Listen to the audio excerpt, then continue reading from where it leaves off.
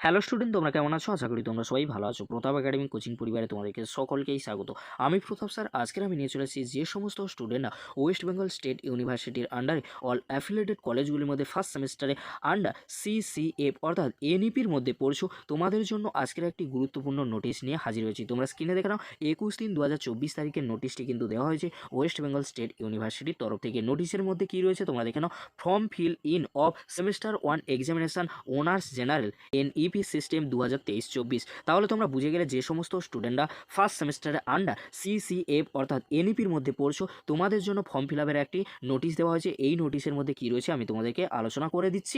এই নোটিশটি দেখে অনেকেই কিন্তু ঘাবড়ে গিয়েছিলে। ঘাবড়ে যাওয়ার কোনো বিষয় নেই, তোমরা কিন্তু বিষয়টি বুঝে নাও। তোমাদেরকে বলে রাখি 19 তারিখ থেকে তোমাদের ফর্ম ফিল আপ শুরু হয়ে গিয়েছে, আর 27 তারিখে তোমাদের কিন্তু ফর্ম ফিল আপ শেষ হচ্ছে। তোমরা কিন্তু সকলেই জানো, আমি কিন্তু অলরেডি ভিডিও দিয়েছি।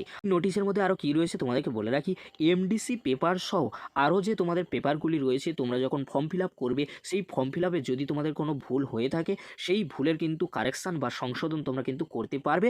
অফলাইনের মাধ্যমে তোমরা কিন্তু সংশোধন করতে পারবে। প্রিন্সিপাল টিআইসি ও আইসির মাধ্যমে তোমরা কিন্তু অফলাইনে কলেজে কিন্তু আবেদন করতে পারবে। কিসের জন্য আবেদন করতে পারবে? তোমরা যদি ফর্ম ফিল আপের সময় কোনো সাবজেক্ট ভুলবশত নিয়ে থাকো, সেই সাবজেক্টের কারেকশান কবে থেকে করতে পারবে?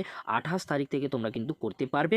আর তোমরা অফলাইনের মাধ্যমেই কিন্তু করতে পারবে, সেটাও কিন্তু উল্লেখ করা রয়েছে। এছাড়াও কি রয়েছে তোমাদেরকে বলে রাখি, এই যে তোমরা কারেকশান করবে, কারেকশান করার জন্য তোমাদের ন্যূনতম একটি ফিস কিন্তু পেমেন্ট করতে হবে। তোমরা কিন্তু কলেজের সাথে যোগাযোগ করে নেবে। আরও কি রয়েছে তোমাদেরকে বলে রাখি, এই যে নোটিফিকেশানের যে কপি, এই নোটিফিকেশানের কপি কিন্তু অলরেডি ইমেলের মাধ্যমে সমস্ত টিআইসি প্রিন্সিপাল ও আইসির কাছে কিন্তু পাঠিয়ে দেওয়া হয়েছে। অর্থাৎ অল অ্যাফিলিয়েটেড কলেজগুলিকে কিন্তু পাঠিয়ে দিয়েছে ওয়েস্ট বেঙ্গল স্টেট ইউনিভার্সিটির তরফ থেকে। তাই তোমাদেরকে বলবো, চিন্তা করার কোনো বিষয় নেই। তোমাদের যদি ফর্ম ফিল আপের সময় ভুলবশত কোনো সাবজেক্ট নিয়ে থাকো, সেই সাবজেক্ট তোমরা 28 তারিখের পরবর্তীতে অফলাইনের মাধ্যমে তোমরা কিন্তু আবেদন করে চেঞ্জ করতে পারবে।